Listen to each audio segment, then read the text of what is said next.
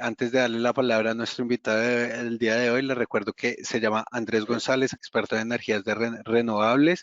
Es ingeniero electrónico de la Pontificia Universidad Javeriana de Cali, en Colombia. Máster en Ciencias de la Educación orientadas al desarrollo sostenible y las energías renovables de la Universidad de Montpellier, en Francia. Socio y cofundador de la empresa Eneco, la cual tiene ya más de 7 años de experiencia como empresa. Y bueno, es docente de Alde Business School y ha hecho parte del cuerpo docente de otras entidades educativas. Y pues sin más ni más, Andrés, bienvenido. Hola Alejandro, ¿qué tal? Bienvenido, Bueno, bienvenido. Gracias un por placer invitarme. tenerlo acá nuevamente en los espacios de Alde, y pues la idea es adentrarnos y tocar temas de interés general, ¿no? Sí, sí, sí, claro, claro, esa es la idea, conversar un ratico acerca de este tema que constantemente evoluciona, pues, y que llama la atención a tantas personas. No, y además que es un tema que tanto en las empresas, en los gobiernos se viene tocando y se viene implementando, ¿no? Es un como un referente actual, está marcando la tendencia en temas de generación de energía. Mm, Sí, hace mucho tiempo, obviamente las energías renovables, pues, nos vienen llamando la atención, pero lo más interesante de digamos, de esta etapa es que pues ya las tecnologías van cada vez más siendo validadas, están siendo tecnologías maduras y entonces lo que se necesita pues cada vez más es gente, son profesionales que no solamente sepan eh, digamos lo propio de lo que es la instalación o lo técnico, sino que tengan una visión también un poco más amplia y que podamos abordar estos temas desde diferentes sectores del conocimiento. Y pues en ese sentido, un poco en la filosofía de lo que nosotros buscamos desde ALDE, traer un poco como esa visión amplia de lo que es el negocio y el mercado de las renovables. Así que de esto se puede hablar muchísimo y se puede hablar con muchísimos interlocutores, es lo que yo también valoro mucho, no solamente con gente netamente técnica. Pues. Incluso ya anteriormente en eventos hemos hablado de estos temas, ¿no? Donde pues también nuestros asistentes pueden pues consultar este tipo de información en los diferentes canales de ALDE. Pero bueno, Andrés, comencemos. Cuénteme por favor, ¿cuándo empieza la vida de un proyecto de energía fotovoltaica? Bien, interesante esa pregunta. ¿Cuándo empieza la vida? Pues la vida, digamos que la primera vida de un proyecto de energía fotovoltaica pues está en su concepción, ¿verdad? Está en su planeación, ¿verdad? Eh, digamos que en este punto es muy importante que tanto tomadores de decisiones como desarrolladores de los proyectos, como incluso los mismos usuarios, tengan algún tipo de conocimiento en cuanto a las tecnologías. Yo creo que ese aspecto es fundamental porque entre mejor estén informados los diferentes actores, pues las decisiones se tomarán de la mejor manera, ¿verdad? Y en ese sentido, yo creo que hay una diferencia importante de pronto en esta primera vida, en digamos, en esos procesos de estudio, de viabilización.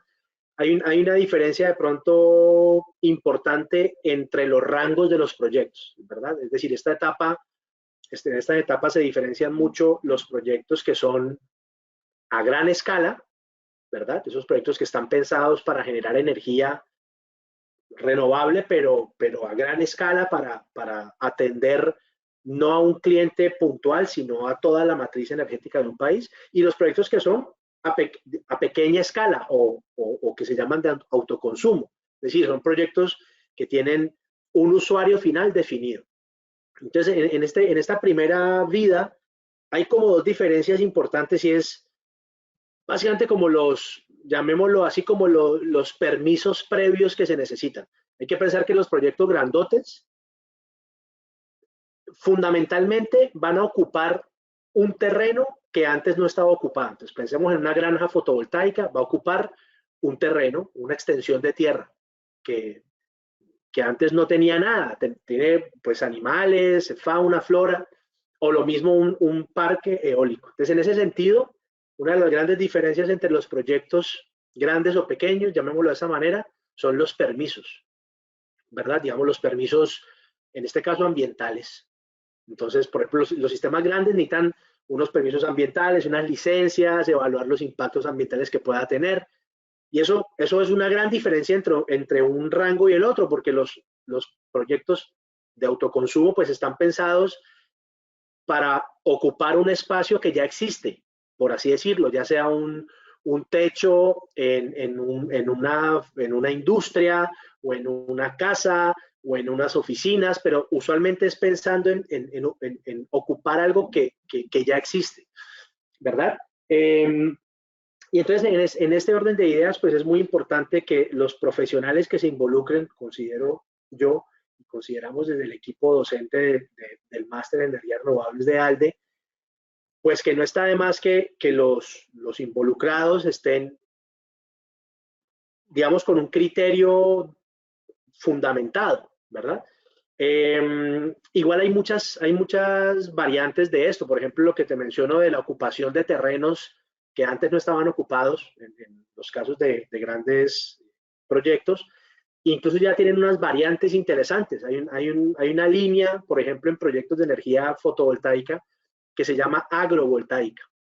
Y es porque, por ejemplo, en países donde los terrenos son sumamente fértiles y se están ocupando esos terrenos para implementar proyectos fotovoltaicos de grandes extensiones, se está empezando a formular la pregunta, bueno, pero ¿qué es mejor? ¿Ocupar esos terrenos para generar energía renovable o utilizar estos terrenos para sembrar y producir comida, alimentos para las personas? Y hay una vertiente que está tratando de unir esas dos líneas que se llama agrovoltaica, ¿ya? Pero todo eso viene de la concepción de esta primera vida, de para qué queremos hacer el proyecto, cómo lo queremos hacer, para quién lo necesita. Entonces es como la primera vida que yo me permitiría como pensar, y para todo eso es muy importante la educación, el conocimiento en todos los diferentes actores que hay. Efectivamente, entiendo que entonces los proyectos a gran escala son un mercado totalmente diferente, pero que quisiera saber qué es lo más difícil de vender un proyecto de energía solar de autoconsumo, por ejemplo. Bueno, entonces claro, eh, sí, justamente lo que te mencionaba. Entonces, los proyectos, digamos, autoconsumo, que son, entre comillas, los pequeños, porque esos proyectos pueden ser sumamente grandes, pueden ser de megas incluso, fotovoltaicas. Como te lo mencionaba anteriormente, usualmente están pensados para ocupar un terreno, para ocupar una infraestructura que ya existe, ¿verdad?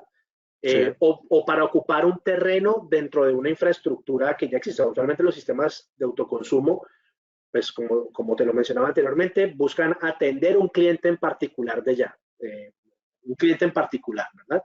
Eso quiere decir que pues esa instalación va a estar en el predio de ese cliente. Ese cliente puede ser tan pequeño como una casa o tan grande como una gran industria multinacional.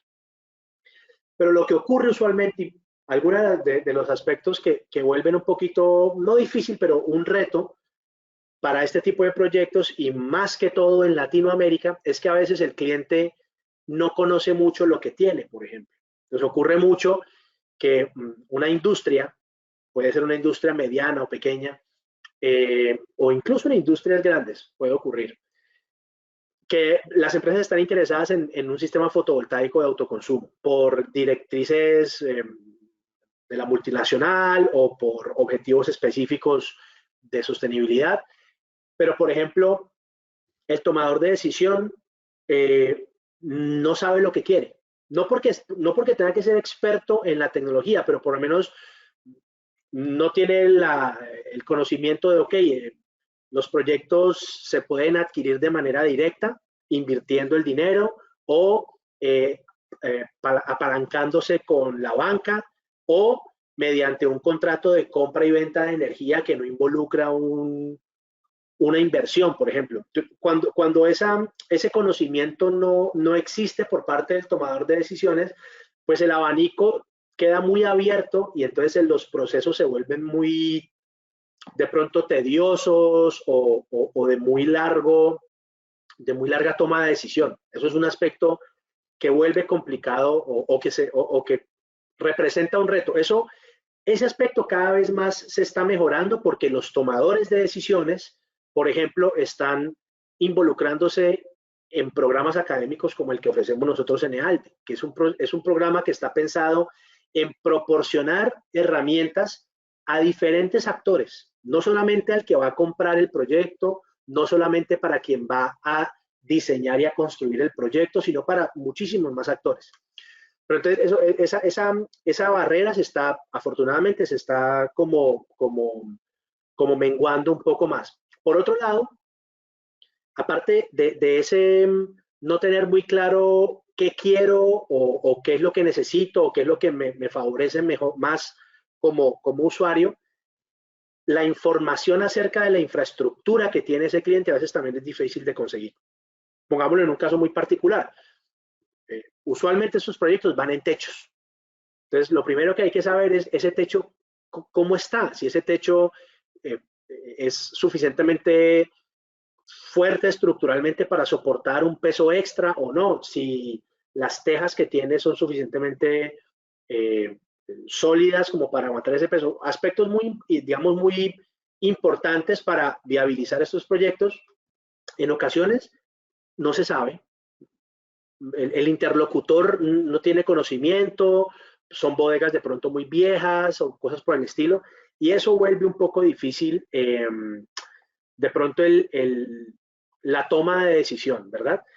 Sin embargo, como te digo, cada vez más son barreras que se van mejorando o que se van disminuyendo gracias a que se están sensibilizando todos los actores a que no solamente el que ejecuta los proyectos debe procurar formarse en estos temas, ¿verdad? Sino que todos los actores deberían estar involucrados en lo que les compete para tomar la decisión. Entonces yo creo que eso es lo que yo te diría que es lo que puede ser lo más difícil, pero que afortunadamente cada vez más vamos mejorando y avanzando al respecto. Gran información la que nos brindas. Quisiera también recordarle a los asistentes que estamos con Andrés González, experto en energías renovables. Pueden a partir de este momento dejarnos sus dudas. Todavía tenemos entrevista por delante, pero aprovechemos el tiempo y optimicémoslo de la mejor manera para que nos dejen sus dudas, para que el experto, apenas acabemos las preguntas que tenemos diseñadas, para que nos las responda nuestro invitado del día de hoy. ¿Sí? Entonces, bueno, Andrés, una vez se logra vender un proyecto de energía solar de autoconsumo, ¿cuál es el aspecto que nos debería ocupar un poco más? Bueno, claro. Sí, digamos que se logró vender, ¿verdad? Digamos, el, el tomador de decisiones logró tomar la mejor decisión, que eso es también un aspecto muy importante. Eh,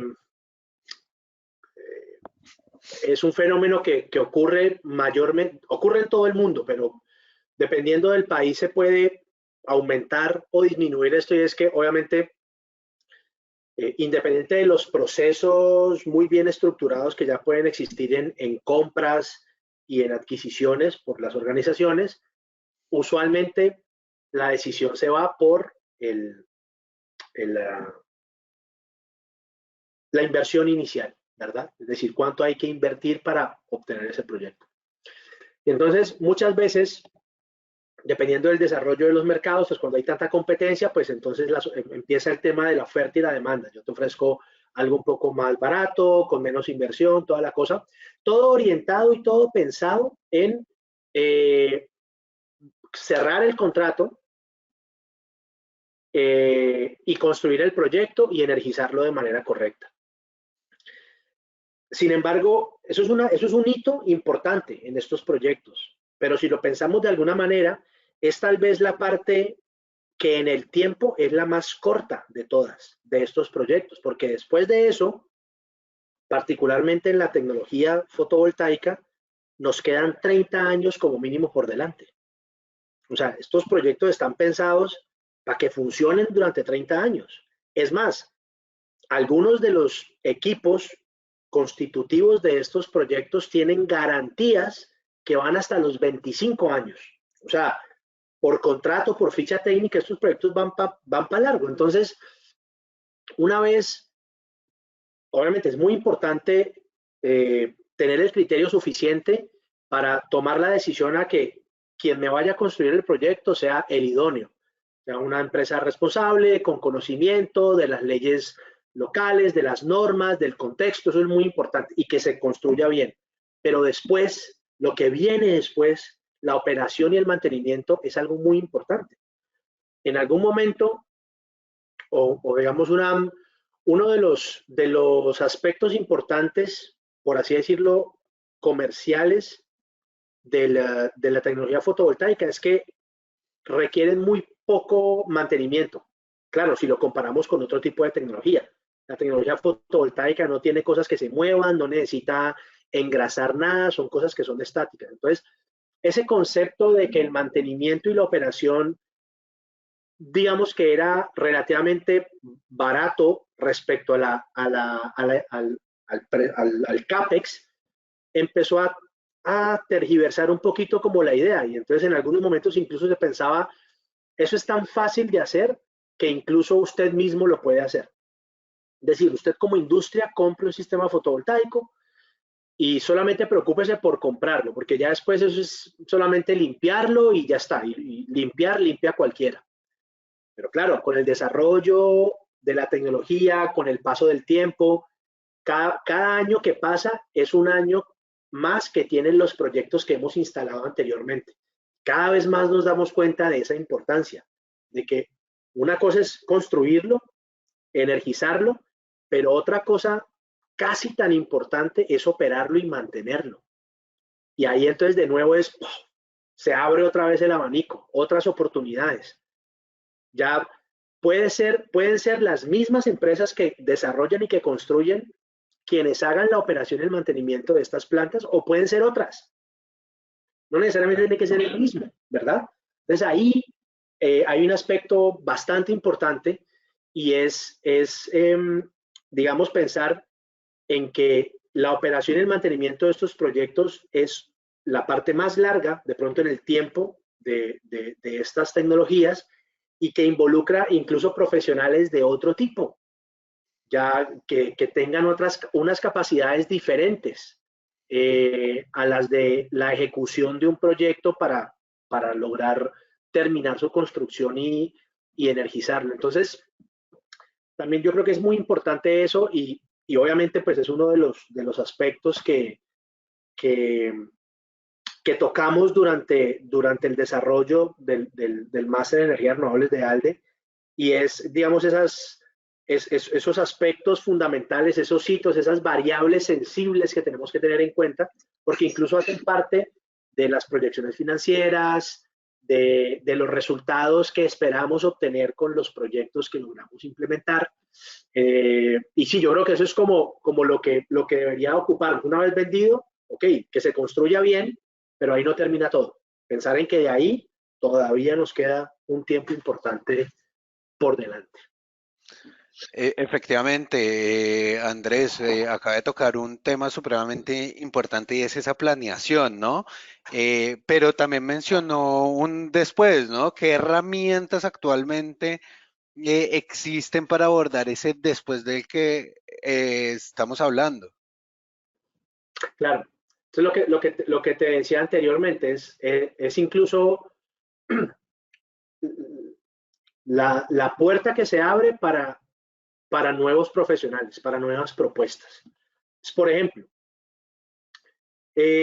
uno de los aspectos, no es el único, pero es uno de los aspectos importantes de la operación y el mantenimiento de los sistemas fotovoltaicos es la limpieza, ¿verdad? Es decir, la superficie de captación solar en la medida en la que se mantenga más limpia, más libre de acumulación de polvo, de suciedad, de elementos externos, pues más fácilmente podrá recibir la luz de los rayos del sol y transformarla en energía eléctrica, ¿verdad? Entonces la limpieza es importantísima, pero Claro. obviamente pues una cosa muy diferente es limpiar un panel solar o limpiar 30 paneles solares, que se puede hacer de pronto a mano y tal, que limpiar 4.000 paneles solares o 10.000 paneles solares, ¿verdad? Entonces, en ese aspecto se han ido desarrollando herramientas para ese después y para atender ese caso en particular de la limpieza. ¿Y cómo? Uno es con, digamos, sofisticación de herramientas manuales, ¿ya? Entonces, no solamente, qué sé yo, el elemento para limpiar, sino de pronto una, una, un elemento telescópico, algo que me permita incluso llevar el agua a presión o a, no tanto a presión, pero digamos con un flujo suficientemente correcto a una distancia específica, pero ya después el siguiente paso es la robótica, es el desarrollo de herramientas robóticas que me permitan hacer el trabajo más rápido, más eficiente en términos de tiempo, de utilización de agua, de cualquier otro aspecto. Entonces ahí, claro, entran profesionales de un sector afín, pero no necesariamente de la tecnología fotovoltaica, es una tecnología diferente, de automatización y todo el tema. Eso es por un lado, ¿verdad? Otro lado, u otro aspecto importante, por ejemplo, de ese después, es las variables de desempeño. Estos sistemas, lo que buscamos principalmente es que generen energía, ¿verdad? Pero esa generación de energía depende de unos aspectos digamos, específicos, es el recurso solar, o sea, cuánto sol he tenido en ese día para generar energía. ¿Cuánto viento he tenido, por ejemplo? ¿Por qué? Pues porque el viento es un elemento que sirve de disipación natural de temperatura, por ejemplo, ¿verdad? Y los paneles solares son sensibles a la temperatura. Entonces, ahí incluso me da pie para remitirme a una de las preguntas anteriores, es si el tomador de decisiones, o sea, la persona que está encargada de firmar el contrato, de cerrar el contrato, de tomar la decisión, quién ejecuta el proyecto, quién lo construye y con qué elementos. No tiene completamente claro todos los aspectos, por lo menos fundamentales de la tecnología. No va a tener muy claro que la temperatura es un aspecto incluso negativo para la energía solar fotovoltaica. Y ahí puede haber un elemento importantísimo que defina la vida útil completamente del proyecto. Entonces, en ese sentido, cierro el paréntesis, entonces, el desempeño del sistema fotovoltaico, pues, la energía que genera depende de la radiación que hay, depende del viento que pueda soplar, depende de un montón de aspectos y eso, en últimas, es el resultado. Pero piensa que en un día, pues tengo infinidad de datos que pueda generar la planta fotovoltaica y que tengo que cruzar entre ellas. Y en el año, pues imagínate. Entonces, usualmente los sistemas fotovoltaicos vienen con unas plataformas de monitoreo, pero que son unas plataformas que si lo quieres llamar de alguna manera son, o sea, te muestran la información, tú la visualizas, pero ya después es cuestión del usuario procesar esa información. Y aquí se abre otra ventana, todo este tema de la inteligencia artificial, del aprendizaje por máquina, de empezar a recolectar miles y miles de datos para volverlos información que nos permitan predecir el funcionamiento de un sistema y todo esto está abriendo unas ventanas importantísimas en el mercado porque ya se mete incluso otro profesional con unas capacidades diferentes, con unos conocimientos diferentes a aportar a ese después. Ese profesional no es experto en construcción de proyectos. Ese profesional no es experto en diseño de proyectos. No, ese profesional es experto en recolección de datos, en tratamiento de información y en toma de decisiones sobre esa información. Entonces, esos aspectos, por ejemplo, que he mencionado dos, por ejemplo, la limpieza y las herramientas digitales para utilizar o para procesar toda los datos que se puedan generar con el funcionamiento de estos sistemas, pues es lo que considero que pueden ser como dos de los aspectos más importantes para esa es la tercera vida del proyecto fotovoltaico. La primera es viabilizarlo, es concebirlo, es qué es lo que quiero instalar, a quién se lo quiero instalar, cómo, dónde, por qué, cuándo. La segunda vida, si me permitís hacer este pequeño resumen, sería la construcción. Ok, que se construya bien, ¿verdad? Pensando que esta cosa tiene que durar 25 o 30 años, con los estándares de seguridad correctos, con los equipos, con los elementos correctos que se ajusten a estas vidas útiles. Y la tercera vida sería esta, que incluso es la más larga, es la operación. Todo lo que tiene que hacer es todo lo que prometí para venderlo, pues tengo que cumplirlo, porque, y lo que pasa es que tengo 25 años para, eh, para Ejecutarlo. cumplir con la palabra, ¿verdad? Entonces, es importante. Bueno, Andrés, interesante todo este análisis, toda esta vida de un proyecto de energía renovable fotovoltaica y casi que, o sea, una muestra clara de lo que viene a ser un proyecto real, ¿no? Bien bajado a la tierra, obviamente faltan especificaciones técnicas y demás, que lo podemos profundizar en otro evento, ¿no? Sí, ¿Te parece si nos adentramos a responder algunas dudas de los asistentes? hágale, claro que sí. Bueno, va la primera. José Antonio Hugo nos pregunta, ¿qué ventajas puede tener la energía solar fotovoltaica en comparación a la energía aplicada de hidrógeno verde? Uf, lo que pasa es que no, yo creo que no son, yo no sé si son comparables, por ejemplo. Es decir, es que eh, empecemos por el principio, ¿verdad? Para que el hidrógeno sea verde, tiene que ser fabricado mediante un proceso específico que se llama, eh, ¿Hidrólisis? sí, electrólisis, ¿verdad? Porque Eso. esa electrólisis se genera o se produce con energía eléctrica, ¿verdad? Pero esa energía eléctrica puede provenir de fuentes que no sean necesariamente renovables. Entonces, no todo el hidrógeno que se genera con electrólisis es verde. Solamente el hidrógeno que se genera con electrólisis y que esa energía eléctrica se generó con fuentes renovables podrá ser llamado verde. Entonces, en la actualidad, esa energía eléctrica proviene de dos fuentes, sol y viento. Entonces, en ese sentido, pues es como que una depende de la otra, ¿verdad? Entonces, yo esa energía eléctrica que produzco con el sol, la uso para hacer electrólisis y para fabricar hidrógeno verde. Ese hidrógeno verde yo lo puedo usar para muchas cosas. Yo lo puedo usar como materia prima. Yo lo puedo usar como almacenamiento. Pensar que ese hidrógeno está ahí, ¿verdad? Si yo a ese hidrógeno le hago el proceso inverso de la electrólisis, voy a generar energía eléctrica. Entonces pensemos que el hidrógeno es como una batería también.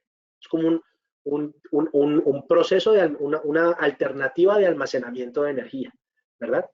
Entonces, si ves que no es que se compare el solar con el hidrógeno, o sea, si yo pienso en el hidrógeno como opción para energía eléctrica, pues estoy como cerrando el círculo, de alguna manera, ¿verdad? Y la otra funcionalidad del hidrógeno es quemarlo como un combustible para, para vehículos y para cosas por el estilo. Entonces, en ese sentido, no sé si la pregunta, si con lo que respondí de pronto pude reorientar un poquito la pregunta del asistente, porque a mi juicio no me permitiría como compararlos mucho, ¿qué es mejor, lo fotovoltaico o el hidrógeno verde? ¿No? Yo los vería más bien como un complemento. Sí. Listo, perfecto. Ya que nos diga José si por ahí va la pregunta y la duda, por ahora nos pregunta Fernando Madero, ¿cuántas megas se pueden desarrollar en una hectárea y si sabes el costo por hectárea en fotovoltaica? Yo creo que hablar de costo es un poco difícil, a no ser de que tengas el conocimiento claro, pero adelante, Sí. Digamos que se puede de alguna manera tener estimado. como un estimado, como un criterio efectivamente del valor digamos que la unidad que usualmente se utiliza en el sector es el del kilovatio instalado. O sea, ¿cuánto me cuesta un kilovatio instalado de energía fotovoltaica, ¿verdad? Entonces, para empezar por el principio, en una hectárea, actualmente podemos estar pensando que se pueden instalar entre un mega y un poquito más, ¿verdad? Eso depende de la tecnología de paneles que estemos usando, es decir, básicamente la tecnología es el tamaño del panel solar y su potencia. Entonces, no quiere decir que uno sea mejor que el otro, sino es básicamente qué tan eficiente es. Y esa eficiencia depende del área que ocupe eh, por potencia, ¿verdad? O sea, o más bien la potencia que puedo tener por unidad de área. Pero también depende de la ubicación donde yo esté. Si yo estoy en un sitio muy al norte o muy al sur del Ecuador, pues yo tendré que inclinar mucho más los paneles y piensen que si yo estoy poniendo esas cosas, esos paneles en un terreno, yo tengo que armar como grupitos de paneles. Entonces, si la superficie que yo tengo está muy inclinada, yo tendré que separar esos grupitos de pronto un poquito más entre ellos porque al estar más inclinado va a ser más alto y va a proyectar más sombras. Entonces, no me atrevería como a darte un dato específico de tanta potencia por hectárea porque hay un factor ahí importante. Entonces, más o menos es por hectárea un mega y un poquito más. Y en cuanto al Claro. valor de la instalación, digamos que podríamos estar actualmente eh, rondando, si nos vamos a una moneda que sea comparable a nivel mundial, que es pues obviamente el dólar americano, por, por vatio, por vatio instalado, podríamos estar ahí rondando como los 70 centavos, tal vez, 70 centavos, no quiero estar confundiéndome en las unidades, pero por ahí. Entonces, es pensar que hay un aspecto muy importante que depende de la ubicación del sitio, del recurso solar. Obviamente, yo con la misma cantidad de potencia instalada, pues podré generar una cantidad diferente de energía y eso me, me, me influye en el costo final. Y esos aspectos que son fundamentales, que de nuevo son aspectos que eh, aprendemos a identificar, por lo menos durante el máster en energías renovables de ALDE. Y eso es a lo que nosotros le apuntamos. Nosotros en un máster no nos podemos especializar en todo, ¿verdad? Tenemos que capturar lo que nos llame, lo que buscamos efectivamente como conocimiento de valor agregado. Pero sí que por lo menos buscamos proporcionar la mayor cantidad de información para que el estudiante ya después, con criterio, elija y defina cuál es la información que mejor le satisface. No sé si responde bien a la pregunta por ahí. O sea, espero que sí. Bueno, Andrés, hemos llegado ya al final. El tiempo ya se nos fue alargando un poco. Tenemos bastantes preguntas todavía de los asistentes que no nos da tiempo para responderlas, pero agradecemos su interés, el interés pues de todos los asistentes, sus conocimientos acá siempre son bien recibidos y nos veremos en una próxima ocasión. A todos los asistentes, muchas gracias por estar en esta entrevista. Esperamos contar desde Aldo Business School con la asistencia y participación en futuros eventos. Y pues nada, Andrés, no sé si quieras dirigir unas últimas palabras. No, no, gracias por invitarme y a los asistentes, gracias por estar aquí y ojalá nos veamos pronto en clase. Así es. Bueno, hasta la próxima. Gracias.